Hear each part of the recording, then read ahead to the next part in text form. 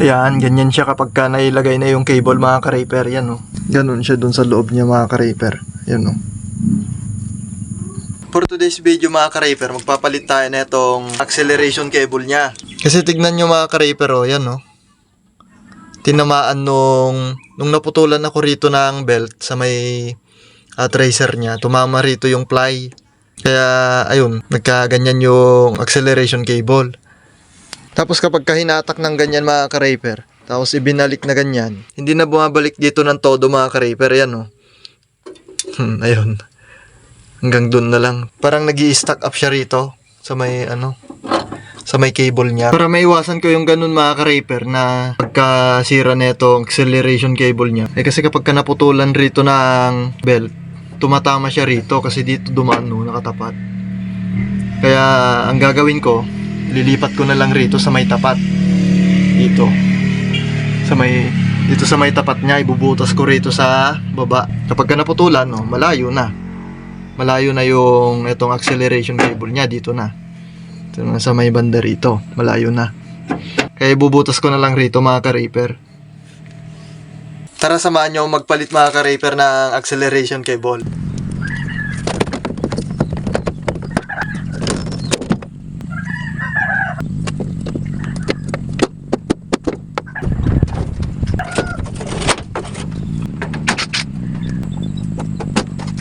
Ayan, tanggalin muna natin yung heat-proof cover niya mga ka-raper para mabutasan natin. Meron siyang 5 tornilyo rito mga ka-raper. Isa doon, tapos dito, tapos dito, isa rito, tapos doon sa may banda ron sa may likod.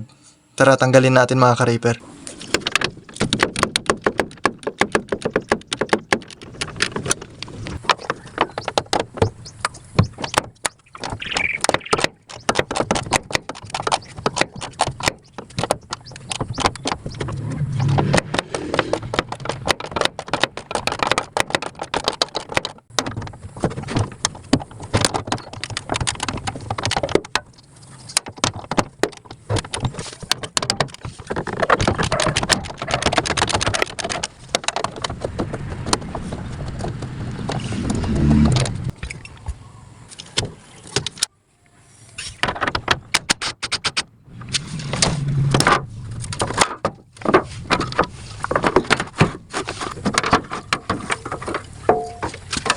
Ayan mga ka-raper, tanggal na.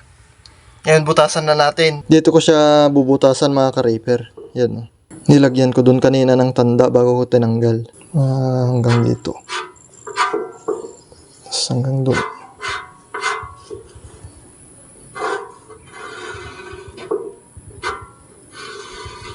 Yan mga ka-raper. 1 inch by 2.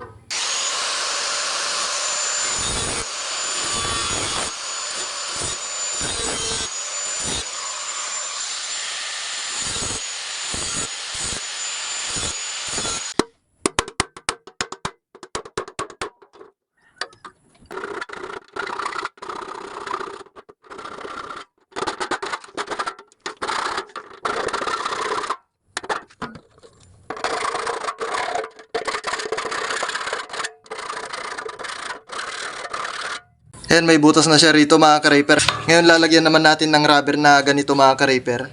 Yung gilid niya para kapag tumama rito yung cable, hindi siya magagasgas o kaya masisira. Itong butas na to mga ka-raper yung gawin nating guide. Tapos markahan natin.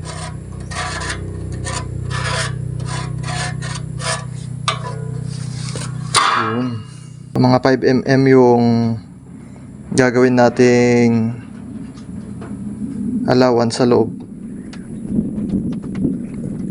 Yan. Tapos mga 5mm din dito sa may labas.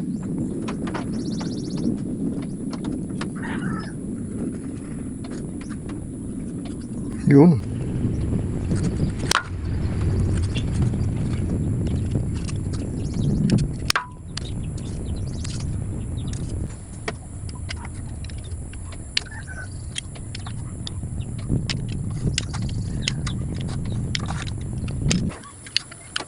Ngayon mga ka-raper, hiwain natin yung gitna na ito. Yung gitna nito hanggang dito sa may linya, dito sa may gitna na ginawa natin kanina. Ayan o. Hiwain natin dito para mailagay natin to dito para hindi siya mahulog.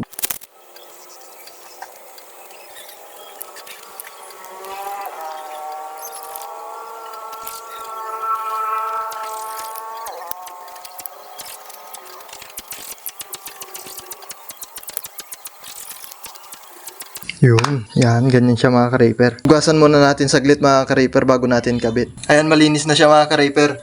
Ngayon, pinturahan naman natin yung pinagkatingan natin para hindi siya kalawangin.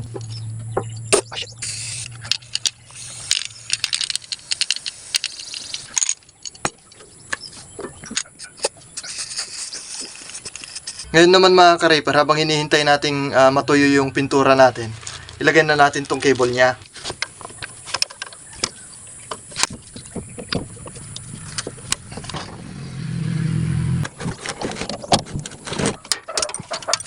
Ay, yun lang mga ka-raper. Maiksi yung pinadala sa ating cable. Ayan no. Maiksi. Maiksi siya ng halos isang dangkal. Ayan no. Isang dangkal mula dun sa ano. Meron na din kasing gasgas rito. Nilagyan ko ng kon rito. Sa may kon niya. Kasi gumasgas dun sa may heat cover niya mga ka-raper. Yung dun sa binutasan natin. Dun sa may gilid niya. Ayan o, gasgas na rin. Tapos yung dito yung tinamaan ng belt. Kaya kailangan na din talagang palitan to kapag pagdating nung pesa niya mga ka-raper. Pero sa ngayon mga ka-raper, eto na lang muna. Lagyan na lang muna natin ng langis para kahit papano mas madulas siya ng konti.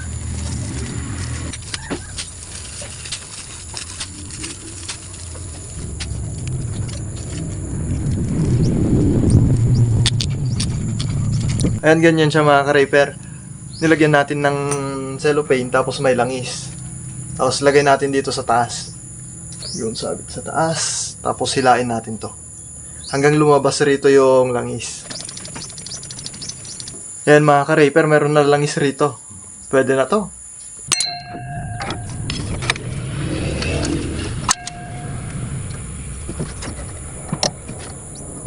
Ayan, sakto tuyo na rin yung pintura natin dito mga ka-raper. Pwede na rin tong ikabit.